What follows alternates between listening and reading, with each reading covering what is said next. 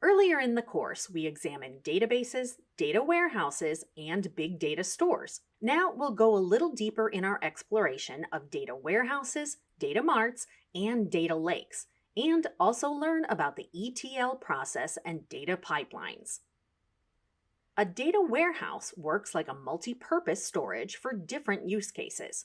By the time data comes into the warehouse, it has already been modeled and structured for a specific purpose, meaning it is analysis ready. As an organization, you would opt for a data warehouse when you have massive amounts of data from your operational systems that need to be readily available for reporting and analysis. Data warehouses serve as the single source of truth, storing current and historical data that has been cleansed, conformed, and categorized.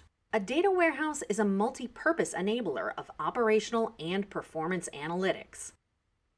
A data mart is a subsection of the data warehouse, built specifically for a particular business function, purpose, or community of users. The idea is to provide stakeholders data that is most relevant to them when they need it. For example, the sales or finance teams accessing data for their quarterly reports and projections. Since a data mart offers analytical capabilities for a restricted area of the data warehouse, it offers isolated security and isolated performance. The most important role of a data mart is business-specific reporting and analytics. A data lake is a storage repository that can store large amounts of structured, semi-structured, and unstructured data in their native format, classified and tagged with metadata. So, while a data warehouse stores data processed for a specific need, a data lake is a pool of raw data where each data element is given a unique identifier and is tagged with meta tags for further use. You would opt for a data lake if you generate or have access to large volumes of data on an ongoing basis, but don't want to be restricted to specific or predefined use cases. Unlike data warehouses, a data lake would retain all source data without any exclusions. And the data could include all types of data sources and types. Data lakes are sometimes also used as a staging area of a data warehouse. The most important role of a data lake is in predictive and advanced analytics.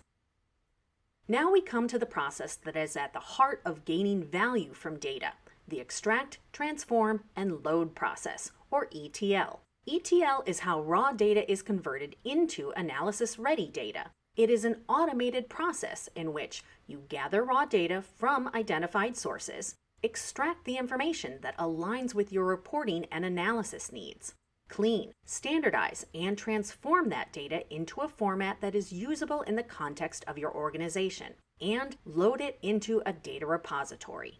While ETL is a generic process, the actual job can be very different in usage, utility, and complexity.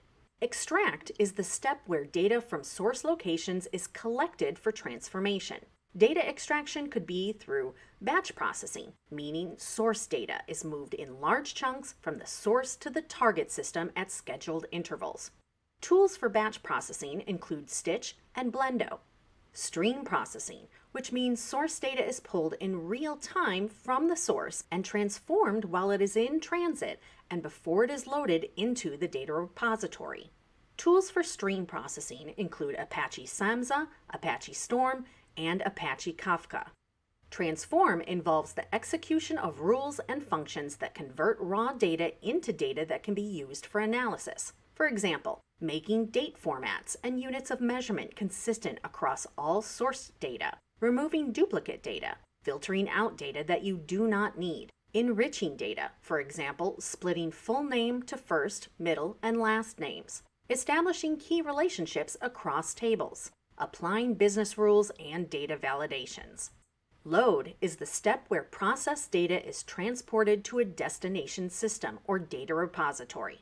It could be initial loading, that is, populating all the data in the repository. Incremental loading, that is, applying ongoing updates and modifications as needed periodically. Or full refresh, that is, erasing contents of one or more tables and reloading with fresh data. Load verification, which includes data checks for missing or null values, server performance, and monitoring load failures, are important because of this process step. It is vital to keep an eye on load failures and ensure the right recovery mechanisms are in place. ETL has historically been used for batch workloads on a large scale. However, with the emergence of streaming ETL tools, they are increasingly being used for real-time streaming event data as well. It's common to see the terms ETL and data pipelines used interchangeably, and although both move data from source to destination, data pipeline is a broader term that encompasses the entire journey of moving data from one system to another, of which ETL is a subset.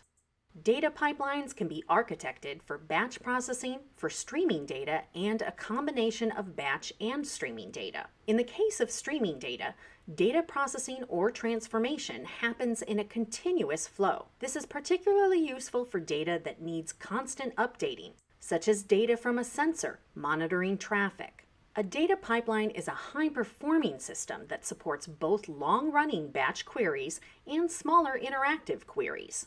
The destination for a data pipeline is typically a data lake, although the data may also be loaded to different target destinations, such as another application or a visualization tool. There are a number of data pipeline solutions available, most popular among them being Apache Beam and Dataflow.